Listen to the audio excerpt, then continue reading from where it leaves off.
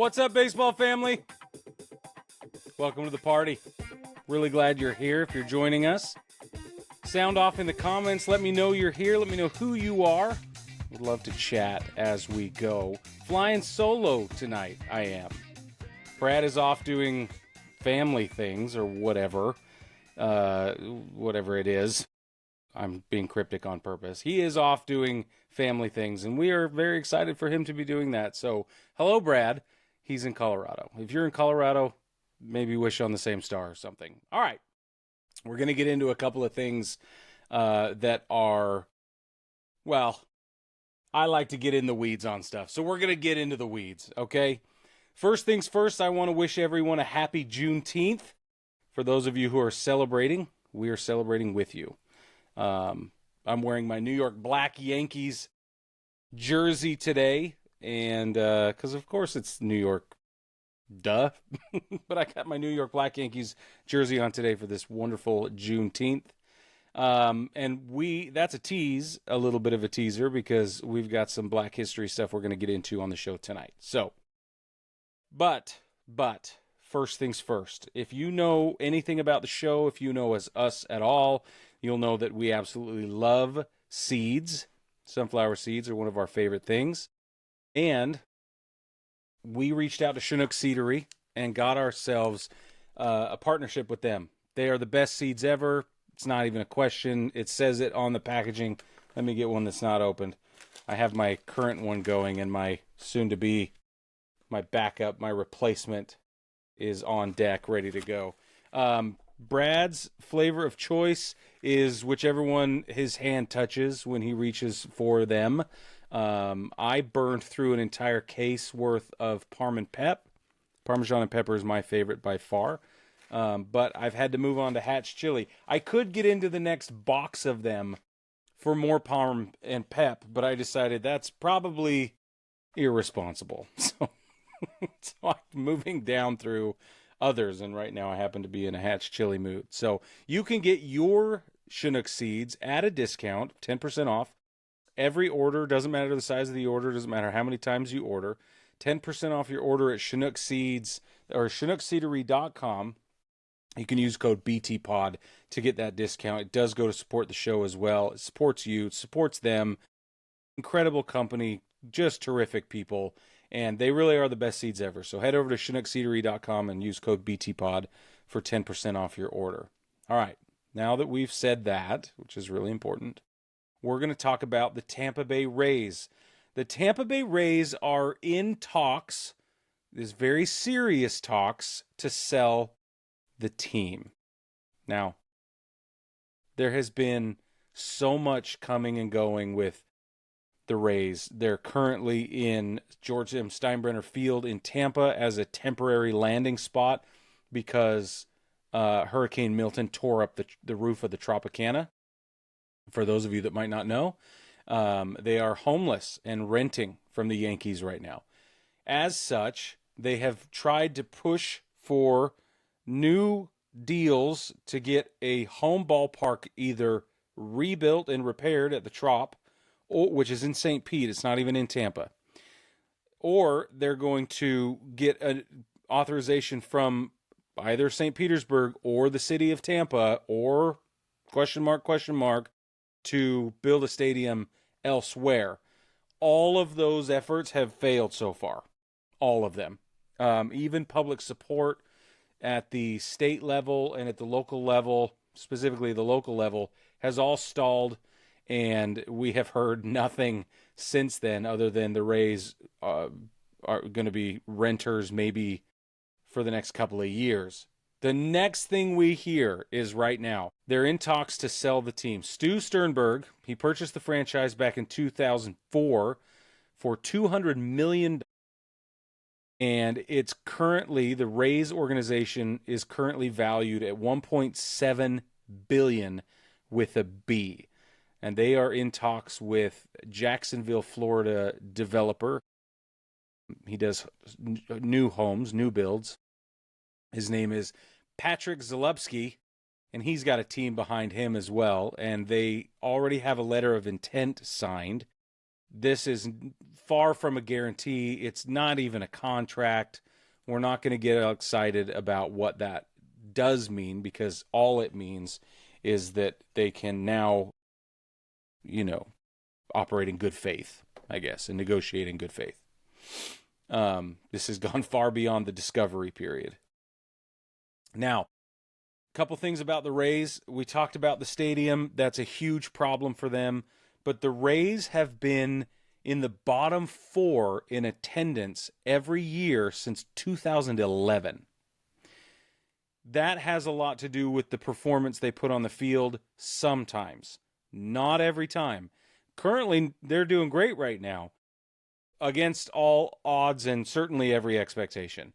But some of these years since 2011, they've had incredible teams. They have fielded, real contenders, I guess is the easiest way to put it. Playoff teams.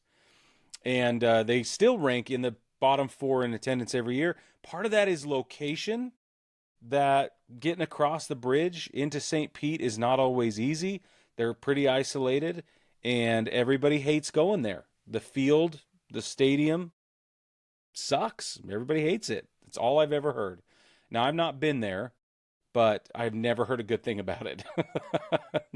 Not even one.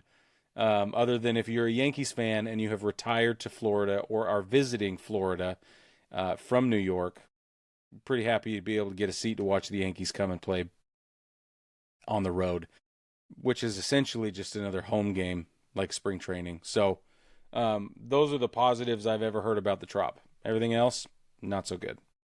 So a rebuild wasn't really in the cards as far as what people wanted anyway. So relocation may be the remaining option. I don't know how the new ownership will impact previous dealings, promises made. How the money shakes probably will be different this time. So only time will tell. But baseball family, I want to know what you think. Do you like the Rays in St. Pete? Would you rather move them across the water into Tampa proper? Do they belong in Orlando? These are things that get thrown around a lot. So I want to know what you think. Speaking of teams, relocation, that brings me to expansion. Portland has been making a bid for one of the 2 expansion opportunities in Major League Baseball. They want to bring a team to Portland. And they're not alone. Nashville's probably leading the charge on this. Salt Lake City has moved a ton of weight around to try and get a deal done for them. Charlotte's in discussion, etc. But Portland has been a front runner at least as far as people hopes and dreams go, since the beginning of this conversation. So the newsworthy item here is that Oregon lawmakers have now passed a bill which will release $800 million of funding that they can use, that to be used specifically to build a Major League Baseball stadium in Portland. It went through the House of Representatives at the state level in a landslide. It was bipartisan support. The vote was 46-6. I think that's relevant. It happened on Tuesday. A couple days later, here we are. From what I've been able to gather, the bill stipulates that the stadium will be built in Portland's south waterfront area. I think that's really interesting. Not only are you allowed to build a stadium, and we're going to help you pay for it, but one of the stipulations is that it must be here. It's not good enough just to be in Portland. It must be in this area. And I think there's probably great reasons for it. And according to Brad, it's the perfect location. But that is stipulated in the bill to release this funding. Now, the remaining funds, however they're going to do it, is not going to be, they're not going to reallocate state money for it, like it happens a lot in the bond market when it comes to stadium builds and renovations and things like that. Instead, what this bill is calling for is to pay off the bonds through income taxes on players and staff that play baseball in Portland. This is the part that I think everyone is getting squirrely about, and it's going to be a really interesting sort of payment plan model. It's hardly a revenue model other than it feeds the coffers of this bond that they're going to have to satisfy. But they're looking at about a $2 billion total expense budget here. So that $800 million feels good at first until you realize it's got to be made up somehow, and it's going to come out of income tax specifically, which means that the income tax from players playing and staff, etc., organized within the baseball community that they're trying to bring to Portland, that money will not then go to other efforts that Oregon lawmakers have, earmarked for the budgets that they rely on being filled by state income tax. That's what I'm trying to say. So it's really interesting that they're going to split this up. It makes sense in a certain way. I'm sure if we all looked at the paperwork, we'd be like, yeah, okay, that's reasonable. But it is different, and it is noteworthy. What also is noteworthy is that nobody has been officially named or announced as a possible ownership group or owner. So we have there's money, there's momentum, there's intent, there's all this stuff, but nobody's wanting to sign the paperwork and take this project on by name. They're not saying this is for me. I'm sure there are people that are behind the scenes working this out, but it's not become public yet. And the only reason that's important is because that puts them way behind the curve with Nashville, Salt Lake City, and Orlando, for sure. Orlando wants another ball club in Florida, and they've got named partners and ownership groups ready to go. So it's a pretty interesting situation, and we'll keep you updated as it develops. We're screaming toward expansion. It's felt inevitable for years. It is going to happen, and I am so excited for it. I have been calling for 2 new teams in Major League Baseball since the day we started this podcast, all these shenanigans we do. So my question to you, baseball family, if Portland gets a baseball team, how certain is it that they're going to win a World Series before the Mariners do? That's the real question. I think that's all on all our minds. Sorry, Brad. Speaking of the Mariners, though, I did some deep diving. Here we go into the deep dive, okay? Because Cal Raleigh is on a tear.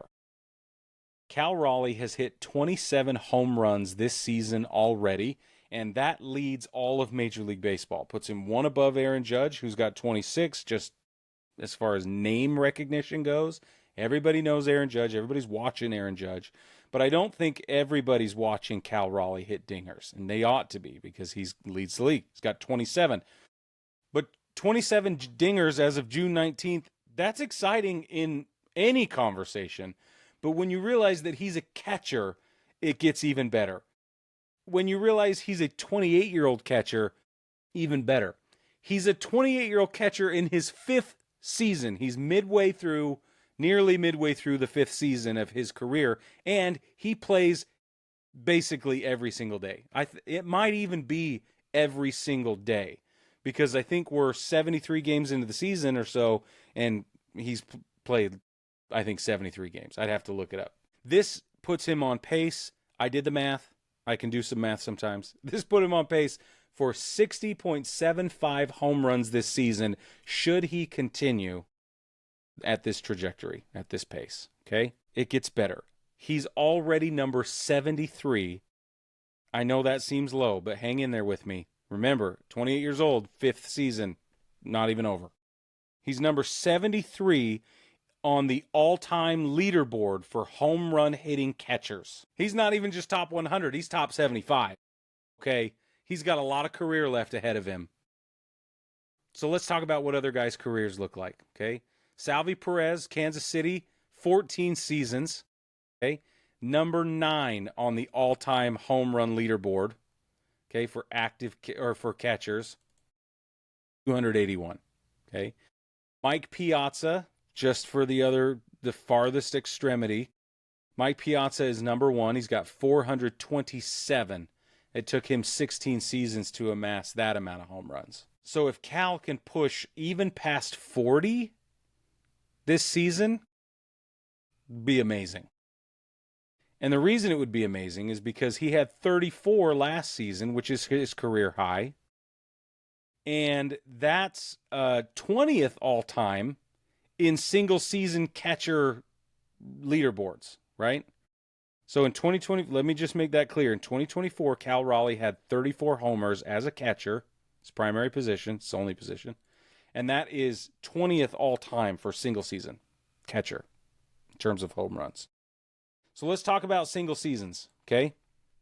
Salvi Perez in 2021 hit 48 in a single season. That is number one. Johnny Bench.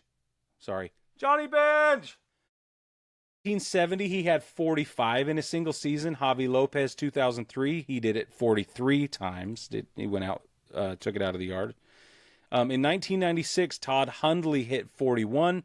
Piazza hit 40 in 99 and 97, and Johnny Bench again in 72 had a 40 home run season. That's it as far as 40 home run seasons go. Cal Raleigh would then join that list if he hit 40 dingers this year, or any year, but we're watching this year.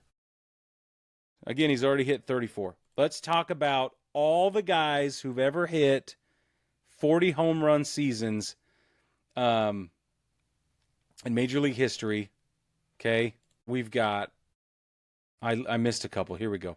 Roy Campanella did it in 1953. He had 40 homers.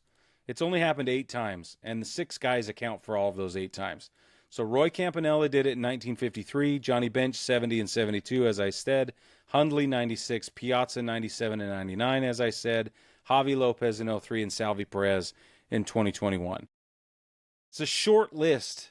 If he can hit that, he will be the 7th guy, and he will have accounted for the 9th ever 40 home run season in Major League Baseball history by a catcher. Okay, are you paying attention to Cal Raleigh yet? Because if you're not, you should be. All right, the end. Now, I'm sorry we got to move so fast through this. We're cooking with gas heat, right? I love it. Let's move. Because it's Juneteenth, and because I decided to get all excited about Juneteenth, again, happy Juneteenth, I decided, wouldn't it be interesting to put together an all-time, all-black baseball lineup? I don't know. You're going to have to tell me whether I'm left, right, or center on all of this, because this was way harder than I thought it would be. I had some names pop up immediately as I was trying to put my lineup together, and I thought, oh yeah, this will be great, until it was way harder, because not for lack of sample sizes and available options, but there are too many good choices. So here's what I've come up with. I wish Brad could have done this. Maybe I'll ask him to, but here's what I come up with. Manager of my all-black baseball club all time, Dusty Baker. Super duh. His bench coach, I'm going to give it to Dave Roberts. Super duh. Okay? Catching, Josh Gibson. First base, Willie Stargell. Second base, Jackie Robinson. Shortstop, Derek Jeter. Don't worry. I know what you're thinking. Hold the phone. Left field, Barry Bonds. Pirates, Barry Bonds. But whatever. We're not going to get into why that's a moral argument. Center field, greatest baseball player of all time. Super duh. Willie Mays. Right field goes to Hank Aaron. I want Tony Gwynn at my DH position. Starting pitchers, I have 2. Satchel Paige, Bob Gibson. It's not even close. Super duh. Okay? Relief, Don Newcomb, LaTroy Hawkins, Tom Flash Gordon. Got to have Flash in there. How can you not have Flash in there? And then my closer role, I want Lee Smith closing it out. Now, yes, I left all Afro-Latin players out. Got it. Get off my back. I know Mariano Rivera is the greatest closer of all time. Like, super duh, everybody knows that. But he's from Panama, okay? So Lee Smith gets the closer role. It's not even close for me on the other options. Now, I gave myself 4. I limited myself to 4 guys on the bench that can come in a pinch. One of them has to be a backup catcher, and that's Roy Campanella. Super duh. Got to do it. And if it's not going to be Gibson, it's got to be Campanella. Next, Ricky Henderson. You got to give Ricky a chance to be Ricky. Ricky's going to do what Ricky's going to do. And if you need him in a big spot, put Ricky in. Next, and this is where I told you to hold the phone, Ozzie Smith has to be in this group. You cannot talk about black baseball without Ozzie Smith. And comparing him to Derek Jeter was way, way harder than I thought it was going to be. That was painful. Get in the comments. Come at me. It's okay. I can handle it. Last but not least, one of the names that had to make it on the list, one of the names that you probably are wondering how come I haven't said yet, although there are dozens, Ken Griffey Jr.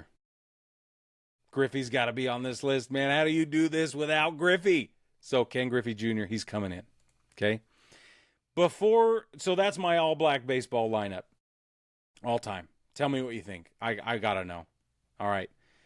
Before we move on to the national TV schedule, I want to remind you about Patreon.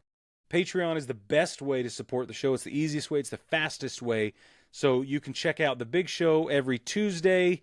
We're here live on Thursday nights and Sundays, but we do an extra episode every month for our patrons. So and everybody who signs up gets a sticker, and the bullpen cut is what we call the extra episode every month. And it's tons of fun. It's way different than what we do on the show. It's more casual, but we really get into the weeds on some things. We really go into why we think and feel certain ways. It's totally a different vibe. So if you're into that, head over to Patreon and don't miss out on that extra content. Patreon.com, search Baseball Together. There are 5 tiers of support. You can do $1 a month all the way up to a comically large $500 a month. Somebody please do that, because Brad has made promises that I think are hilarious, and I'm the one that has to fulfill them. So, but if you can't do a $500 a month commitment, I totally get it. And it's there as a joke. So somebody do it, and I'll do all the things it says I'm going to do. But it's okay. You can go as low as $1, $5, $10. It's just as good. It really helps a lot. And we could not do this without you. So, and we wouldn't want to. So if you are digging the content, you're loving what we're doing here, then that is the best way to support the show over at Patreon. All right, let's see. The national TV schedule for the weekend. We've got all teams are all times, not teams. All times are Eastern Standard Time, Eastern Daylight Time, whatever Eastern Time we're in. So we're going to start it off. Friday, MLB TV's free game of the day features Boston. They're headed to San Francisco.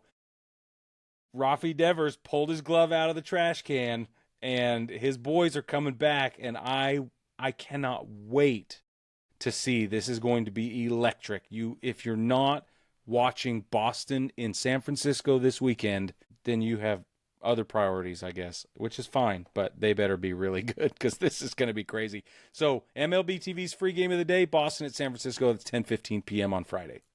Apple TV Plus will have Kansas City in San Diego facing the Padres. That's a 9 p.m. Eastern start time.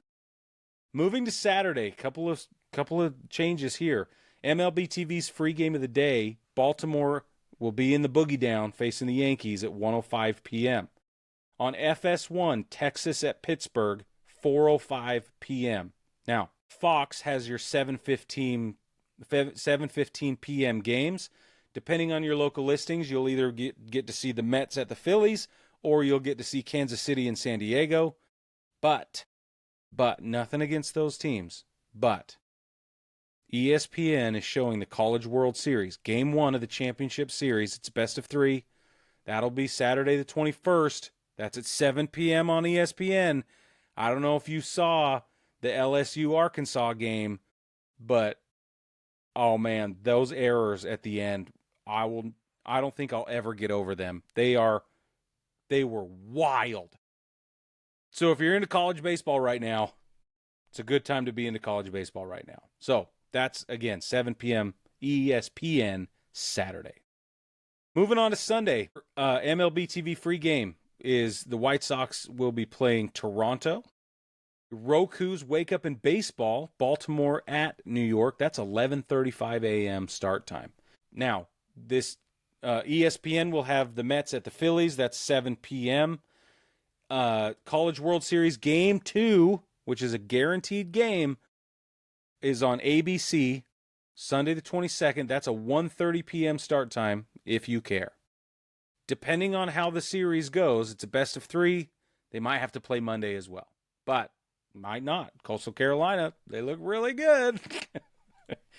I'm probably excited because I'm in the Carolinas. So, okay, so those are the series that are available on your national TV broadcast schedule. Series to watch. This is brought to you by SeatGeek. If Brad and I were going to go to games this weekend, then these are the games we would go to, and we would use SeatGeek to get our tickets.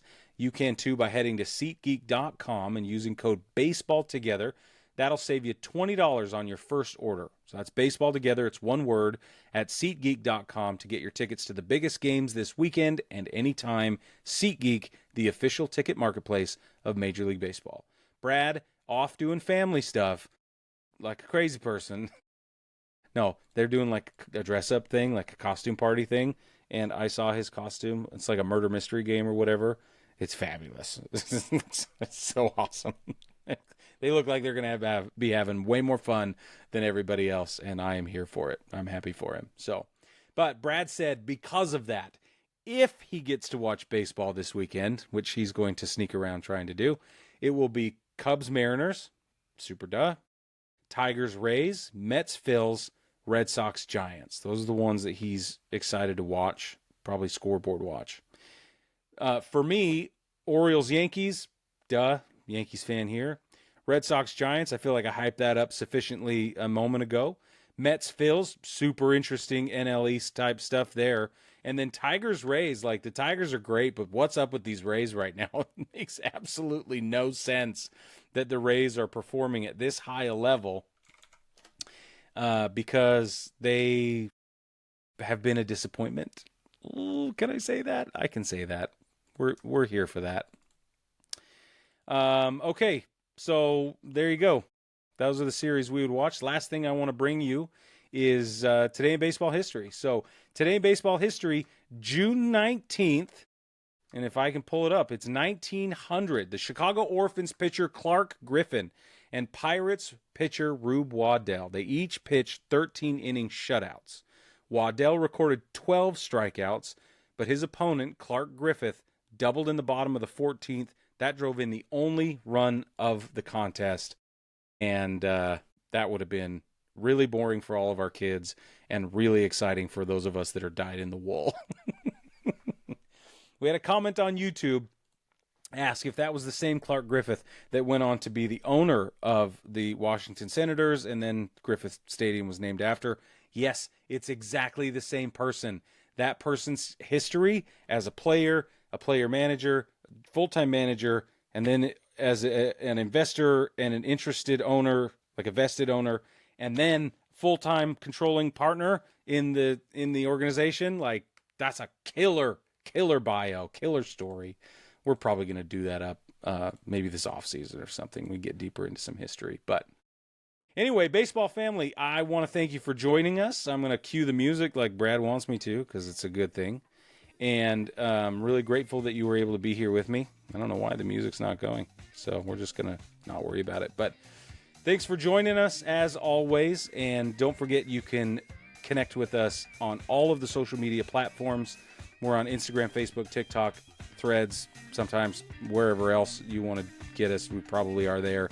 YouTube's the best way to interact with us. We do a lot of commenting and replying on YouTube. We drop content every single day, specifically Today in Baseball History. It's been great. Thank you for enjoying that as much as you have. Thank you for liking and sharing those shorts and reels with your friends and family. And thank you for being part of our baseball family. And with that, we'll catch you guys on Sunday.